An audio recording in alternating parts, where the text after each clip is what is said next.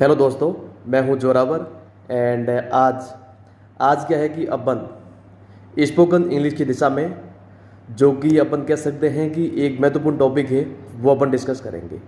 और कह सकते हैं कि बिल्कुल छोटा टॉपिक है। तो जैसा कि आप जानते हैं, as you all know that English बोलने के लिए, है ना, इंग्लिश बोलने की दिशा में सबसे ज़्यादा मतलब कह सकते हैं इम्पोर्टेंट चीज़ क्या है, वो अपन कह सकते हैं सेंटेंस। ठीक है जी, मतलब वाक्य।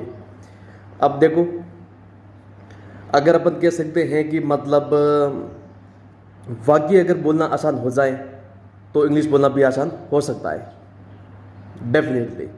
तो अब जो मैं बात कर रहा हूँ वो मैं बात कर रहा हूँ मतलब कि वाक्यों के प्रकार। ठीक है जी, इंग्लिश में बात कर रहा हूँ वाक्यों के प्रकार, मतलब कह सकता हूँ टाइप ऑफ सेंटेंसेस। ठीक है जी, टाइप ऑफ सेंटेंसेस मतलब कि वाक्यों के जो प्रकार हैं उनकी हम बात करेंगे। और मैं कह सकता हूँ कि मतलब जो इंग्लिश में वाक्य होते हैं वो कितने प्रकार के होते हैं वो शायद आप जानते हैं। अगर नहीं जानते हैं तो आपकी जानकारी के लिए, आपकी सुविधा के लिए बता दूं कि इंग्लिश में 4 तरह के वाक्य होते हैं। ठीक है जी, सिर्फ देखिए 4 प्रकार के, इससे ज़्यादा कुछ नहीं होता है।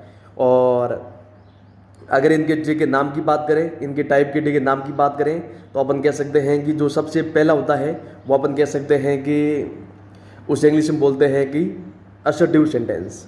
क्या बोल सकते हैं? Assertive sentence. मतलब कह सकते हैं हिंदी में बोलते हैं कथनवाचक वाक्य। क्या बोलते हैं? कथनवाचक वाक्य। और दूसरा जो टाइप है वो अपन कह सकते हैं वो होता है कि इंट्रोगेटिव सेंटेंस। क्या बोल सकते हैं? इंट्रोगेटिव सेंटेंस मतलब कि प्रश्नवाचक वाक्य। क्या बोल सकते हैं? प्रश्नवाचक वाक्य। आई मीन बिल्कुल सही है। और इंट्रोगेटिव सेंटेंस हो गया, 2 टाइप हो गए हैं और 2 और बचे हैं। और तीसरा अपन कह सकते हैं वो है, क्या बोलते हैं, थर्ड को अपन कह सकते हैं कि उसे अपन बोलते हैं, इंग्लिश में बोलते हैं इम्परेटिव सेंटेंस। क्या बोल सकते हैं? Imperative sentence. हिंदी में कह सकते हैं आज्ञावाचक वाक्य। क्या बोल सकते हैं? आज्ञावाचक वाक्य, या अपन कह सकते हैं आज्ञात्मक। तो 3 तरह के वाक्य अपन देख चुके हैं। और चौथा जो भाग होता है अपन कह सकते हैं, चौथा जो मतलब टाइप होता है वो कह सकते हैं last but not the list. चौथा होता है अपन कह सकते हैं कि एक्सक्लामेटरी सेंटेंस। क्या बोल सकते हैं? एक्सक्लामेटरी सेंटेंस मतलब कह सकते हैं हिंदी में विस्मयदिबोधक वाक्य। क्या बोल सकते हैं? विस्मयदिबोधक वाक्य। मतलब जो होता है ना एक्सक्लामेटरी, उसे अपन यूँ भी कह सकते हैं इंटरजेक्शन। जो इंटरजेक्शन वाले सेंटेंस होते हैं वो इसमें आते हैं। तो ये है कह सकते हैं मुख्य मतलब 4 प्रकार। ठीक है जी, ये है मुख्य 4 प्रकार। और आप में से मतलब कई और भी सोच सकते हैं कि वाक्य मतलब देखिए, आप कह रहे हैं मतलब आप कह सकते हैं या आप मतलब सोच सकते हैं कि हमने तो देखिए मतलब प्रकार है वो ज़्यादा सुना है। जैसे कि आप कह सकते हैं कि हमने सुना है कि सकारात्मक वाक्य, नकारात्मक वाक्य, है ना, ये भी आपने प्रकार सुने हैं, आप कह सकते हैं। तो बिल्कुल हाँ, आपने सही सुना है। लेकिन ये कह सकते हैं वाक्यों के मुख्य प्रकार है उनमें नहीं है। जो मुख्य जो प्रकार होते हैं, टाइप होते हैं, ये 4 प्रकार के होते हैं। और जो आपने मतलब देखिए सुना है कि एक होता है मतलब अफर्मेटिव सेंटेंस मतलब कि सकारात्मक वाक्य। और दूसरा अपन कह सकते हैं नेगेटिव सेंटेंस, नकारात्मक वाक्य। अब ये मतलब कह सकते हैं जो मेन है, जो मेजर है, मुख्य प्रकार नहीं है। ठीक है जी, कैसे? जैसे कि कोई भी सकारात्मक वाक्य है वो अपन कह सकते हैं मतलब असर्टिव सेंटेंस हो सकता है। कोई भी मतलब कह सकते हैं सकारात्मक वाक्य इंट्रोगेटिव हो सकता है, मतलब प्रश्नवाचक। और कोई भी अपन कह सकते हैं मतलब कि सकारात्मक वाक्य इम्परेटिव मतलब हो सकता है ना। तो मतलब कि, और हाँ, कोई भी नेगेटिव सेंटेंस है वो अपन कह सकते हैं असर्टिव हो सकता है, मतलब कि कथनवाचक। और कोई भी नेगेटिव सेंटेंस है वो इंट्रोगेटिव हो सकता है। राइट? आप नहीं समझे? मतलब कि एक मैं बोलता हूँ कि मतलब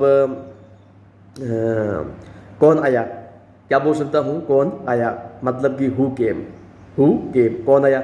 अब ये सेंटेंस मतलब हालांकि इंट्रोगेटिव है, है ना। जो मुख्य प्रकार है वो इंट्रोगेटिव है, लेकिन इसका जो एक अपन कह सकते हैं मतलब कि एक जो जो सब टाइप है वो अपन इसमें कह सकते हैं कि मतलब क्या बोल सकते हैं कि ये सेंटेंस मतलब अफर्मेटिव है ना, सकारात्मक, कि मतलब कौन आया।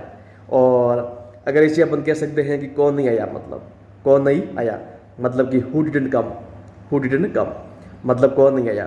तो ये मतलब सेंटेंस हो गया इसमें कह सकते हैं नेगेटिव, मतलब कि नकारात्मक। तो ये अपन कह सकते हैं मुख्य प्रकार नहीं है। मुख्य प्रकार सिर्फ 4 ही हैं जो कि मैं आपको बता चुका हूँ। और सिर्फ देखिए इंग्लिश में 4 प्रकार के वाक्य हैं वो होते हैं। और अब आप सोच सकते हैं कि सिर्फ 4 प्रकार के वाक्य हैं, आपको बोलना होता है इंग्लिश बोलने की दिशा में। तो जब ये वाक्य आप मतलब 4 तरह से मतलब बना सकते हैं, बोल सकते हैं, तो फिर इंग्लिश बोलना कितना आसान होगा वो अलग से बताने की ज़रूरत नहीं है। ठीक है जी, वो अलग से बताने की रिक्वायरमेंट नहीं है। तो हमेशा ठीक है मतलब कह सकता हूँ कि कोई भी सेंटेंस होता है, चाहे कोई भी सेंटेंस हो, इन 4 में आता है।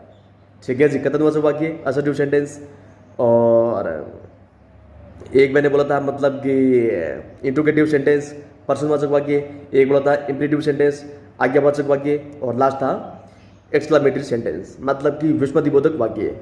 ठीक है जी, मतलब एक तरह से कह सकते हैं इंटरजेक्शन वाले। तो ये 4 प्रकार है। ठीक है जी, ओनली 4 मतलब कह सकते हैं टाइप है। तो इन्हें आप देखिए विशेष रूप से मतलब याद रखें, ध्यान रखें। एंड बस इतना ही कह सकता हूँ।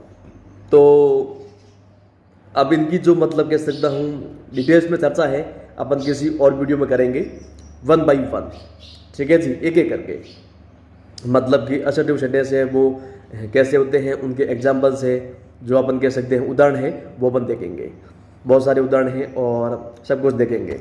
और उसी तरह मतलब कह सकते हैं इंट्रोगेटिव है, एंड मतलब वो क्या बोल सकते हैं इम्परेटिव एंड एक्सक्लामेटरी सेंटेंस, ये सारे अपन टेकेस्ट में देखेंगे। लेकिन कुल मिला के बात ये है कि आप कभी भी ठीक है कंफ्यूज ना हो, कभी भी किसी भी कॉम्पिटिटिव एग्जाम में मतलब कोई सवाल आ जाए कि इंग्लिश में वाक्य कितने प्रकार के होते हैं, तो आप बेधड़क लिख सकते हैं 4 प्रकार के। ठीक है जी, 4 प्रकार के, तो जो कि मैं आपको बता चुका हूँ।